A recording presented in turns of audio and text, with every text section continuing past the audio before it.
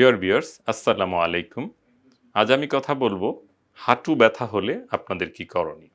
হাঁটু ব্যথা হলে অনেক সময় হাঁটু ফুলে যেতে পারে কিংবা ফোলা ছাড়াও হাঁটু ব্যথা হতে পারে। হাঁটু ব্যথা সাধারণত কারো এমন হয় যে ব্যথা অনেক তীব্র হয়ে যায়। তীব্র ব্যথা হলে অবশ্যই দ্রুততম সময়ে আমাদের কাছে চলে আসবেন। কারণ তখন উপস্থিত চিকিৎসার প্রয়োজন হবে বা জরুরি চিকিৎসার প্রয়োজন হবে। কিন্তু যাদের দীর্ঘদিন ধরে হাঁটু ব্যথা তাদের ক্ষেত্রে পরামর্শ হচ্ছে আপনারা নিয়মিত হাঁটুন, ব্যায়াম করুন এবং পরিমিত আহার করুন এবং যদি আপনারা ওজন বেশি থাকে তাহলে অবশ্যই আপনাদের ওজন কমান এবং আপনাদের লাইফস্টাইলকে ঠিক করুন।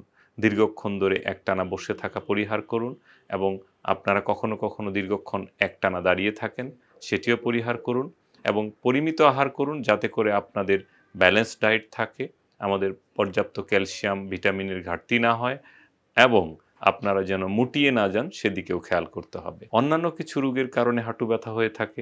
অনেক সময় রিউমাটয়েড আর্থ্রাইটিস এবং বিভিন্ন বাতজনিত কারণে হয়, হাড়ের ক্ষয়জনিত কারণে হয় এবং কখনো ডায়াবেটিস এবং অন্যান্য রোগের ক্ষেত্রেও হাঁটু ব্যথা শুরু হয় এবং কখনো হাঁটুর ভেতরে ইনফেকশন হয়ে যায়। তো আমরা হাঁটুর ব্যথার জন্য কাউকে চিকিৎসা দিয়ে, ব্যায়াম দিয়ে এবং কখনো ইনজেকশন দিয়ে এবং সিরিয়াস অবস্থায় আমরা হাঁটুর রিপ্লেসমেন্ট করে চিকিৎসা করে থাকি।